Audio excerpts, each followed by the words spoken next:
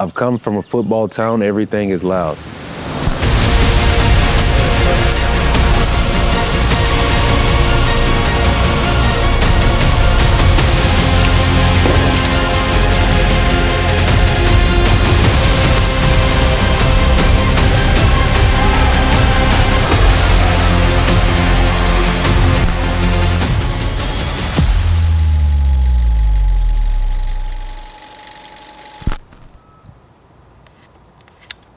Pride is being, I guess the way I live my life is incognito, meaning out of everyone's way, don't bother no one. It keeps me focused on what I can do, what I'm doing, controlling my own. Said I'm able to observe and look and actually conversate, let people talk to me. Then we learn and we get a clear understanding amongst one another. So I think that's a good thing. Growing up in a football center community was... 17. Ferguson up the middle, first down, Ferguson touchdown. It was very nice. I mean, you looked up to the older people. As a kid, you knew you was gonna play. Most of the time, your family played, your dad, your uncle. You had to be better than them, and it was just competitive nature. So it changed as it go older. Like, we took more pride, and I don't know, it's a feeling. I don't know how to, like, you represent your country, but like we represent our city. So it's like the same feeling. That's the best way to put it. Some touchdown. The moment when I felt the environment switch was when I stepped foot to graduate school, so high school. So I knew it was over with, because I dreamed of being in the NFL and just making it out of Lincoln. So, but obviously that didn't happen in football. Well, the best thing, I'll tell anyone, the best thing that happened to me is when I went to college and no one knew me.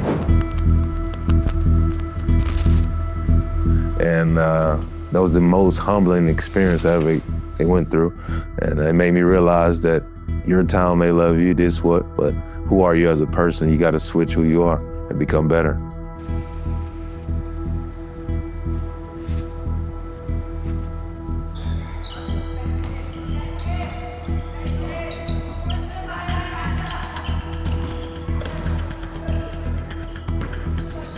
Yes, I remember the exact moment when I left football. I was at my house. I just got done at the Citadel. I was sitting in my room, and I remember one of my high school coaches telling me, "Hey, man, you should do Olympic weightlifting." And I reached out to him, and he told me how to get into it, and I vowed from that day I'm gonna give him my all.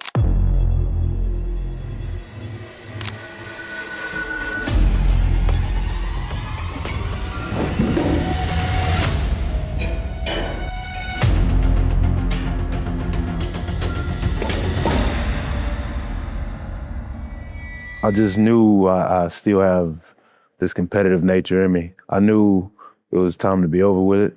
And just every day I just think of the moment when I told my family what I wanted to do. And, it's like, no, you're not gonna make it. You're not gonna do this. I laughed at them.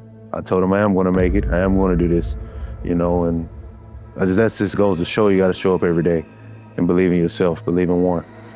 It's days where you need a little bit of motivation. There's days when you want a little bit of boost, but in my mentality, if I can survive these days when I have that adrenaline, it'd be even more better, in competition.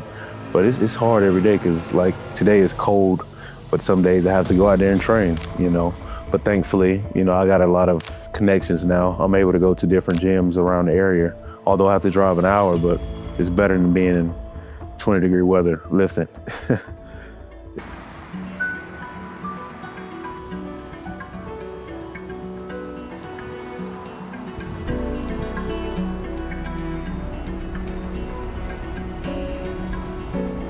The transition from noisy to quiet in the sport is quite different, because I'm used to, for example, working out is screaming. We're all loud, we're all hyping one another up.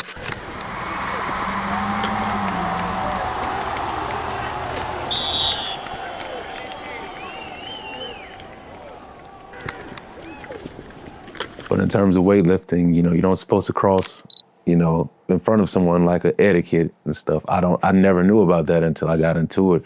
And it's quite different, but I like it, but I don't like it. For example, our teammates at the World Championships, we had to switch. We want to be talking while we're approaching the bar, while everyone is quiet. We don't want the room quiet. We want to be uplifting.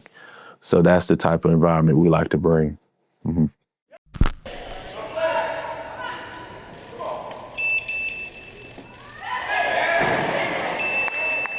For me, quiet, it keeps me focused on what I can do, what I'm doing, controlling my own. I'm true to myself. Anything you see me say on this camera, I would say in person. I have no reason to fake who I am. And a lot of people live on social media faking for no reason. And I think you will be more happier by being true to who you are, being the person who you really are behind the camera. You know, there's no need to fake who you are. Me staying away from social media, I feel is the best because I want my peace and happiness. I don't want to be around the negative community. There's a lot of people that want to spread negative and no love, and that's what I'm about. I want to spread positivity. Comparison in life affects a lot of folks, especially in sports, because you compare against the best of the world and you get sidetracked. And I know for me, for example, if I see the best in the world snatch a world record or something, I want to go try that world record, even if I get hurt. But that's just the mindset of a competitor. But you got to worry about oneself, and that's what I had to switch and learn.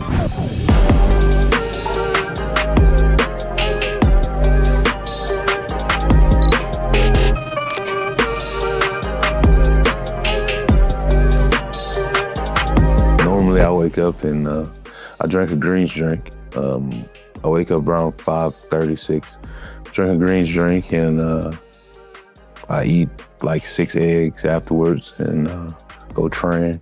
You know, I train four times a week, no more than 2 hours per training session.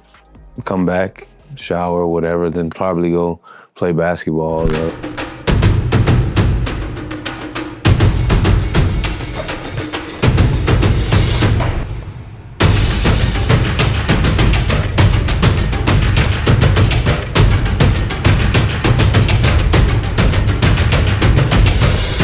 Second before a big lift, I think many things.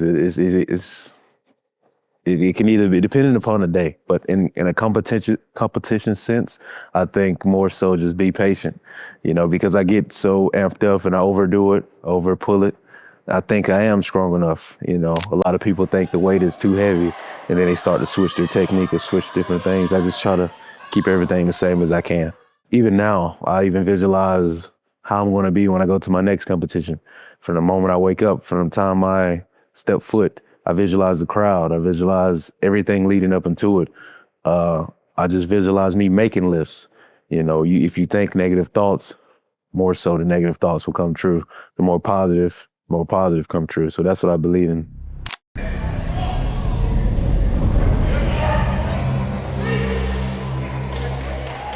So in Worlds, I didn't perform the best because my first 2 snatches I missed. I think a lot of things in life is mental, and if you in your mind is set on one thing, that's what it's gonna be. And you know, I knew I was gonna make the last lift, although I knew I should have did more of that meet. But that was a learning experience for me on how to plan better, what to do better. At the end of the day, it's a progress thing. I've only competed 9 times ever. So I just have to get more competition under my belt because I'm not used to the, like we were saying, quiet to loud sports. So, you know, I'm used to more of a louder environment where people are screaming. And in terms of football, you're able to wear a helmet and hide behind the helmet. In terms of weightlifting, you're not. Everyone sees everything you're doing. And that's something I have to get used to because I'm not a shy person, but I'm to myself. I'm not used to people looking at me when I lift, you know? So that's something I have to get used to.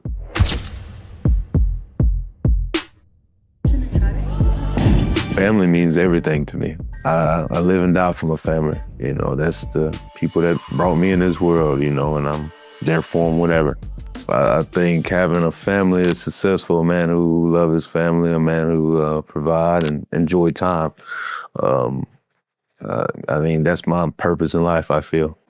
I can say it in a lot of ways because my family, we get together, we fuss, we fight, we love, we there. But regardless, I know I can call my family when something goes wrong. They're there for me, you know what I mean? And I think of the times we have a family function. You know, it's always a good time. Sometimes it isn't, but we still love one another. You know, there's a no judgment zone, and we all there to help one another. Yeah, my dad made my mom take a lot of pictures of me. Me losing my dad drives me more. I promised him things on his deathbed that, you know, I have to achieve. Things that I live and die by my dad. Quite a few, but like I said, the main one is do not quit. You know, if you start something, you finish it. You give it your all. Never quit. So that's the main one. Well, my mom means a lot to me because without her, you wouldn't be able to see me right now. So, you know, we have our differences at times, but I love her to death and do anything for her. She means a lot. I think about her while I lift. She's all I have left in terms of a parent. So it's all love. Get up! Yes! In 10 years from now, who I will see myself becoming? A great father, husband, helping my community, helping the kids grow up and be different. I mean, saying that they can make it out of Lincoln in Georgia. I want to win the Olympics. I want to, you know, bring more medals home for the men's side of USA. I think through that will be able for me to push more positivity into the sport and bring a better understanding of that we can do this as well as others. My family owned a chicken restaurant for 38 years. Oh, really? Yeah, Snack Shack, yeah, there we go. Snack. Yes, sir. Well, I want to help children around here. It's because I don't know how it is. Like today, you will see we got to drive 48 minutes to go somewhere. Like we have to beg people to play basketball here. You have to do this. We don't have the resources as other bigger cities. And I think I can bring that here by giving them the knowledge of weightlifting and potentially open up gyms for basketball or weightlifting, all types of different things so the kids can come together and do something. I think sports help anyone learn how to manage a lot of different things because I know for me in high school, I was playing 4 or 5 different sports. I had to be on time at certain places. I had to know when to wake up, when to do this, when to do that. And it taught me in life a lot of life lessons in terms of not quitting, not doing certain things. If you mess up this, you got to man up and you fix it, you know? So I think you can teach life through sports because a lot of kids come from backgrounds that, you know, they don't have a parent at home, they don't have loving homes, and they only love is through sports. That's the way they make it out. So they learn life through sports. So if you start something, you finish it, you give it your all, never quit. It's a philosophy of mine.